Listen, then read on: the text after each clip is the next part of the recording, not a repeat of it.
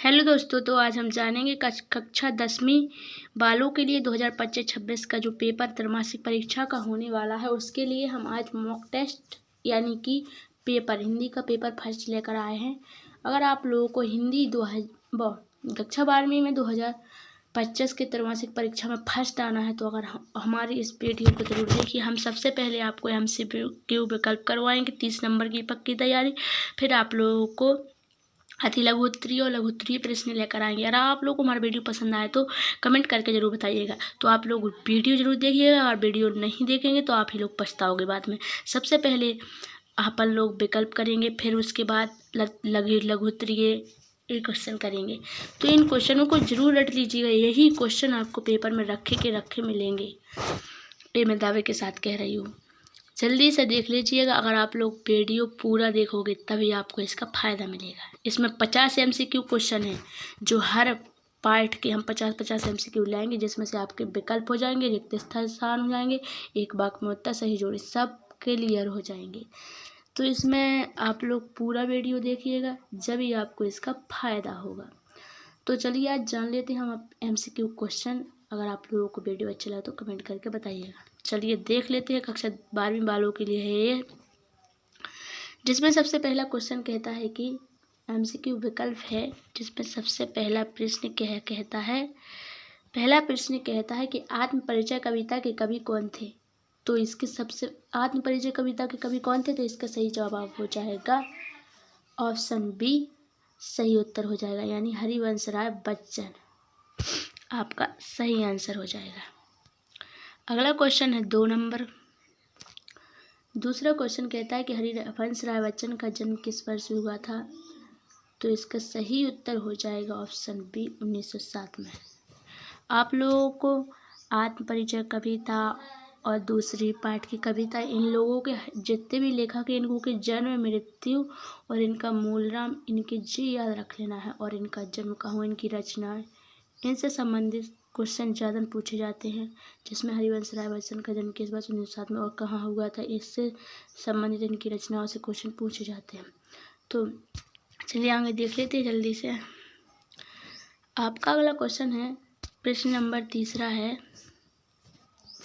कि हरिवंश राय बच्चन की मधुशाला किस विधा की रचना है। ये क्वेश्चन बहुत ही बार पूछा गया, इसको स्टार मार्क लगाकर रट लीजिएगा। तो हरिवंश राय बच्चन की मधुशाला किस विधा की रचना है, तो इसका उत्तर हो जाएगा ऑप्शन सी, कविता है। हरिवंश राय बच्चन ने कविता लिखी थी। अगला क्वेश्चन देख लेते हैं जल्दी। आपका अगला प्रश्न है 4।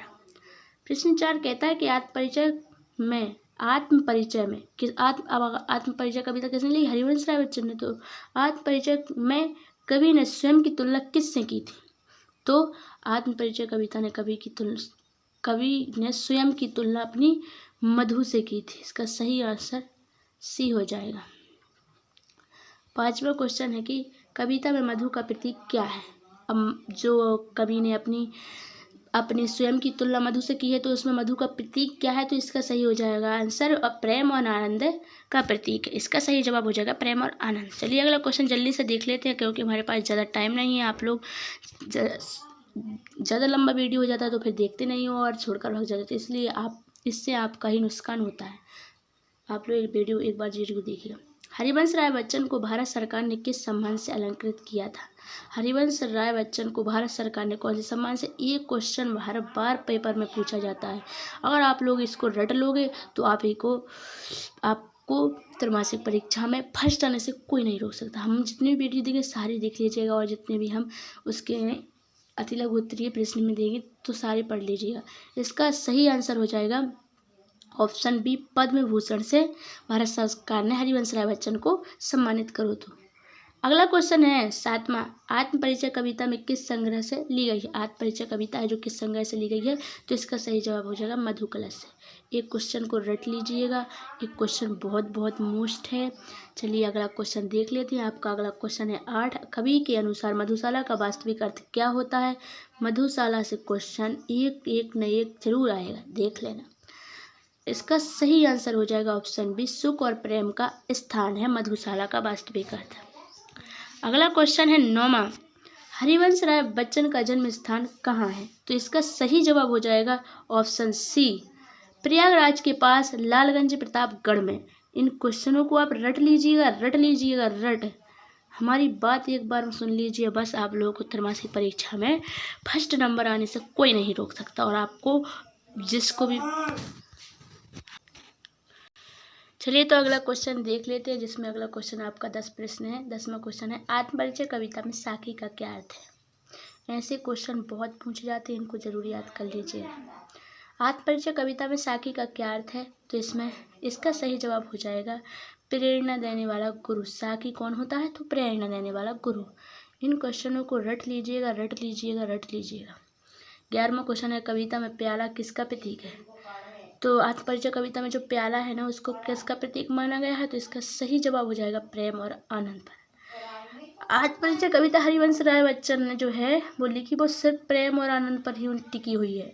उसमें अपना हरिवंश राय बच्चन अपने प्रेम और को जताना चाहते हैं कि कैसा प्रेम है, प्रेम के बारे में क्या लोग अलग अलग राय रखते हैं। चलिए आगे देख लेते हैं। अगला क्वेश्चन है, जल्दी से देख लेते हैं। 12वां क्वेश्चन है कि हरिवंश राय बच्चन की मृत्यु कब हुई थी। ऐसे क्वेश्चनों को रट लीजिएगा। मृत्यु, जन्म, कहाँ हुआ था, ऐसे क्वेश्चन इन दोनों को रट लीजिएगा, आपको पेपर में रखे मिलेंगे। हरिवंश राय बच्चन की मृत्यु कब हुई थी, तो इसका सही जवाब हो जाएगा ऑप्शन सी, 2003 में। चलिए अगला क्वेश्चन देख लेते हैं। अगला क्वेश्चन 13 प्रश्न कहता है कि आत्मपरिचय कविता में कवि ने अपने जीवन को किस यात्रा से जोड़ा है। तो आत्मपरिचय कविता में हरिवंश राय बच्चन ने अपने जीवन को मधु की खोज यात्रा में खोजा है। मधु यानी प्रेम की यात्रा में खोज यात्रा से जोड़ा है। चलो अगला क्वेश्चन देख लेते हैं। अगला क्वेश्चन कहता है कि कविता में मदिरा का क्या प्रतीक है। कविता में मदिरा का क्या प्रतीक है। मदिरा यानी वो शराब नहीं, यह इसमें प्रेम और जीवन का रस से संबंधित है मदिरा। हमने कहा ना कि हरिवंश राय बच्चन ने सिर्फ प्रेम के आधार पर अपना मधु यानी प्रेम के आधार पर इस कविता को लिखा है और वही जताना चाहते हैं, जिसमें मदिरा का अर्थ होता है प्रेम और जीवन का रस। अगला क्वेश्चन देख लेते हैं। 15वां क्वेश्चन है, जल्दी से देख लें। इस क्वेश्चन को तो रट लीजिएगा, बिल्कुल एक क्वेश्चन रखा मिलेगा। 15 क्वेश्चन कहता है कि मधुशाला रचना किस वर्ष प्रकाशित हुई थी। यानी कि मधुशाला रचना है जो कब बनी थी, तो इसकी रचना हुई थी ऑप्शन बी 1935 में, आपका सही जवाब हो जाएगा। चलिए अगला क्वेश्चन देख लेते हैं। 16वां क्वेश्चन कहता है कि आत्मपरिचय कविता का मुख्य उद्देश्य क्या था। तो आत्मपरिचय कविता किस उद्देश्य से लिखी गई थी, तो इसका सही जवाब हो जाएगा जीवन के दर्शन का वर्णन। जीवन के दर्शन यानी कि अपने जीवन में प्रेम का, आनंद का क्या महत्व है और जीवन के दर्शन के बारे में यह कविता लिखी गई थी। यही उसका मुख्य उद्देश्य था कि आदमी को क्या जीवन में करना चाहिए और कैसा उसका जीवन रहता है, उसके जीवन में प्रेम का क्या मतलब है, इस सभी के बारे में इस कविता में वर्णन दिया गया। 17वां क्वेश्चन कहता है, जल्दी से देख लीजिए। 17वां क्वेश्चन है, कविता में मदिरा लय किसका प्रतीक है। तो कविता में मदिरा लय किसका प्रतीक है, तो इसका सही जवाब हो जाएगा ऑप्शन बी, ज्ञान और प्रेम का संगम है। हमने कहा ना यही कविता पूरी ज्ञान, संबंध, प्रेम के ऊपर टिकी हुई है। तो इनको रट लीजिएगा, पढ़ लीजिएगा, इनमें से आपको कोई भी क्वेश्चन मिल सकता है पेपर में। 18वां क्वेश्चन कहता है कि आत्मपरिचय कविता में किस शैली का प्रयोग हुआ है। ये क्वेश्चन तो पिछली वाले यहाँ आ चुका है और आप लोग पढ़ लीजिएगा, एक क्वेश्चन रखा मिलेगा। तो आत्मपरिचय कविता में किस शैली का प्रयोग हुआ है, तो इसका सही जवाब हो जाएगा गीतात्मक शैली का प्रयोग हुआ है। अगला क्वेश्चन है 19वां कैसा है। 19वां प्रश्न है कि हरिवंश राय बच्चन किस साहित्यिक युग के कवि थे। तो इसका सही जवाब हो जाएगा छायावादोत्तर युग के हरिवंश राय बच्चन कवि थे।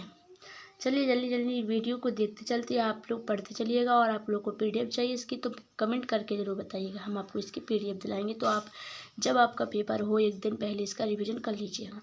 20वां क्वेश्चन कहता है कि थोड़ा खिसक गया, सॉरी, थोड़ा हम देख नहीं पाए।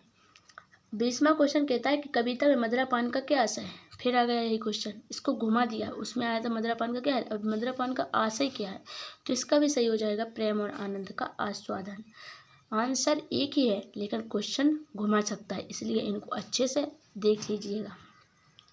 21वां प्रश्न कहता है कि आत्मपरिचय कविता किस प्रकार के काव्य में आती है।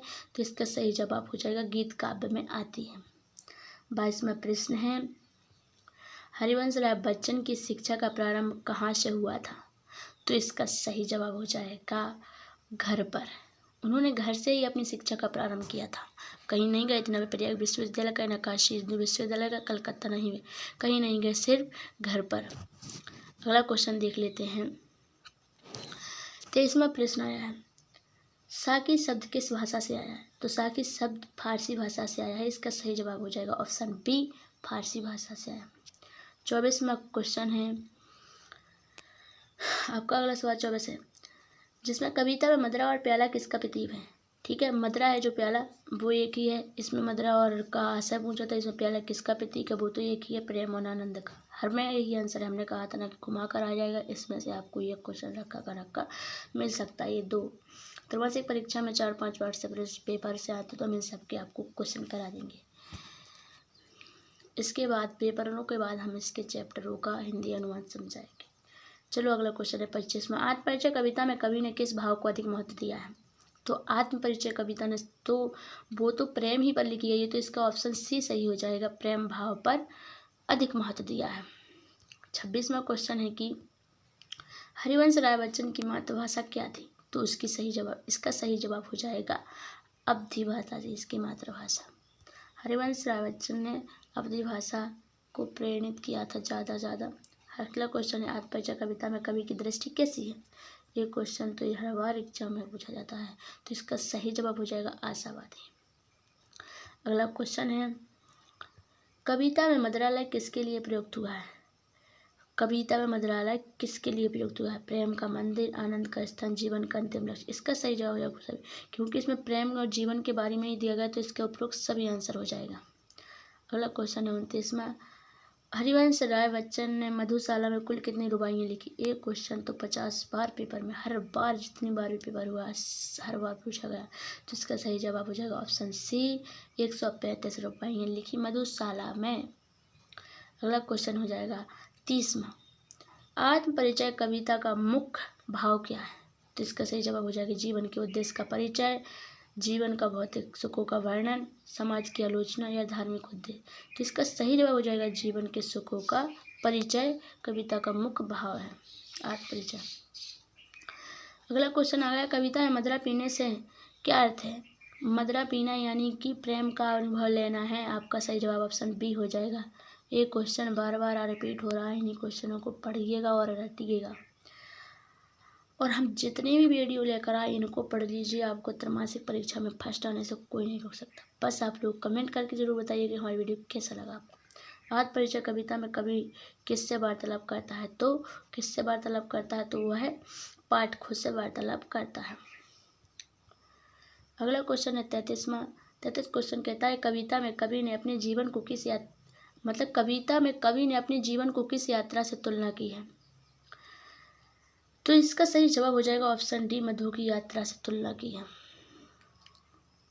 मधु यानी प्रेम से, वही इसका आंसर है। हरिवंश राय बच्चन किस विश्वविद्यालय में अध्यापक रहे थे? तो इसका सही जवाब हो जाएगा ऑप्शन बी, इलाहाबाद विश्वविद्यालय में भी अध्यापक रह चुके थे। चलो अगला क्वेश्चन देख लेते हैं। कविता में प्याला से क्या आशा? इनमें से आप लोगों को एक में एक क्वेश्चन देखने को मिलेगा, इनको रट लीजिए। प्याला का क्या अर्थ है? तो आनंद का पात्र, प्रेम का पात्र, यही सब इसका सही जवाब हो जाएगा। अगला क्वेश्चन है 36वां। हरिवंश राय बच्चन ने किस विषय में डॉक्टर की उपाधि प्राप्त की थी? किस विषय में? तो इसका सही जवाब हो जाएगा अंग्रेजी साहित्य में उन्होंने डॉक्टर की उपाधि प्राप्त की थी। अगला क्वेश्चन देख लेते हैं जल्दी क्योंकि ज़्यादा लंबा वीडियो हो रहा है।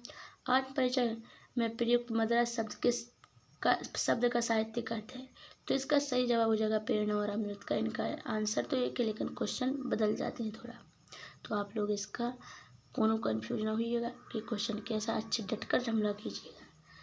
38 क्वेश्चन है कविता में साकी किसका प्रतीक है? तो कविता में साकी किसका प्रतीक है? तो इसका सही जवाब हो जाएगा प्रेरणा स्रोत। अगला क्वेश्चन है 39वां। 39वां क्वेश्चन कहता है कि आत्मपरिचय कविता में कवि किस भाव से ओतप्रोत है? तो इसका सही जवाब हो जाएगा प्रेम से। एक कविता आत्मपरिचय कविता तो सिर्फ पूरी प्रेम पर ही वर्णित है।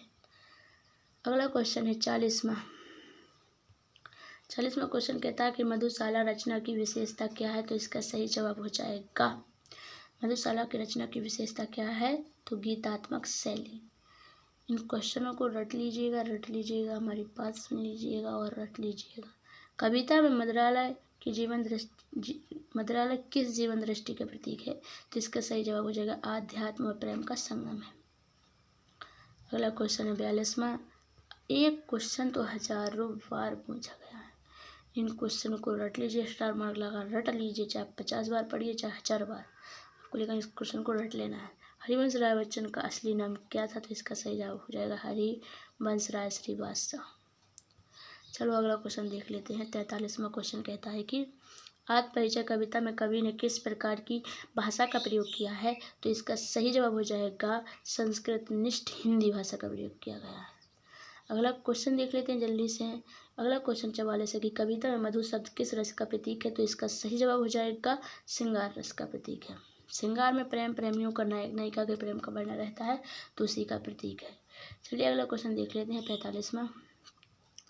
कविता में कवि ने जीवन को किसके समान बताया है? कविता में कवि ने जीवन को किसके समान बताया है? तो यात्रा की तरह बताया है। चलिए अगला क्वेश्चन देख लेते हैं। 46वां क्वेश्चन कहता है कि कविता में प्याला किसका साधन है? तो इसका सही जवाब हो जाएगा आनंद लेने का साधन है। आपका option D is correct answer. 47वां क्वेश्चन कहता है कि आत्मपरिचय कविता में कवि ने अपने जीवन को किससे प्रेरित माना है? तो इसका सही जवाब हो जाएगा साकी से प्रेरित माना है। 48वां क्वेश्चन है, ये लास्ट क्वेश्चन चल रहा है, इनको रट लीजिए। कविता में मदिरापान का प्रतीकात्मक अर्थ क्या है? तो इसका सही जवाब हो जाएगा प्रेम और रस ग्रहण करना। आप लोगों को इनको याद करना पड़ेगा, क्योंकि आप लोगों को ऐसा दिया जाएगा कविता में ... का प्रतीकात्मक अर्थ है, तो आपको भरना पड़ेगा मदिरापान। आप लोगों को तो ऑप्शन भी नहीं मिलेंगे, इसको याद कर लीजिए बस। साथ में क्वेश्चन को भी याद करते जाना। अगला क्वेश्चन है, आत्मपरिचय कविता में मुख्य कौन सा रस प्रबल है? तो इसका सही जवाब हो जाएगा श्रृंगार रस। ये क्वेश्चन आगे भी हो गया है और ये क्वेश्चन थोड़ा क्वेश्चन पलट कर आया है, लेकिन आंसर वही है। अंतिम क्वेश्चन है, अंतिम क्वेश्चन कहता है कि आत्मपरिचय कविता का काव्य रूप क्या है? तो इसका सही जवाब हो जाएगा गीत। आप लोगों को सिर्फ 50 क्वेश्चन हर पार्ट के देंगे, इनको रट लीजिएगा। फिर अति लघु उत्तरीय देंगे तो उनको रट लीजिएगा आप लोगों को। फिर हम हिंदी ग्रामर भी कराएंगे।